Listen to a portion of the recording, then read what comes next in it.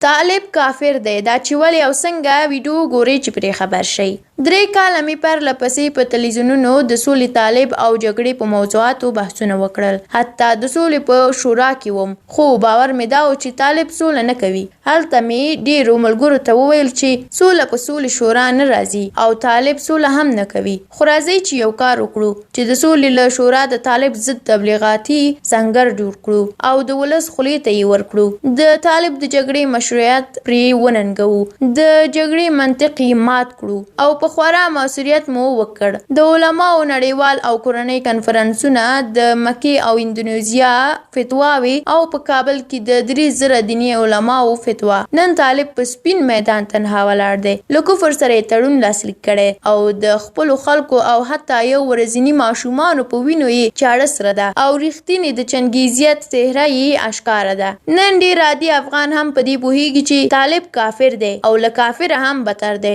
ما هیڅکله سولې ته د طالب په تعهد باور ونه کړ، حتی هغه وخت چې تر 90 سلنه هم سولې ته هیلهمندي ډېره وه. ډېرو د سولې مخالف بللم او شر اچونکي یې راته وایه. دا ځکه زه وایم چې طالب پیژنم، د طالب په هسته کې رالوی شوی یم. په دې پوهیږم چې د طالبي او انساني افغاني فکر ترمنځ څومره لوی واټن موجود دی. طالب د بېګناه انسانانو په وینو څښلو معتاد دی او د وینو په رودونو کې په قهقه خندا وروږدی دی. تر طالب شقي بې پدر او وحشي مخلوق په انساني تاریخ یا حد اقل افغاني جامه بیا ونه وینئ.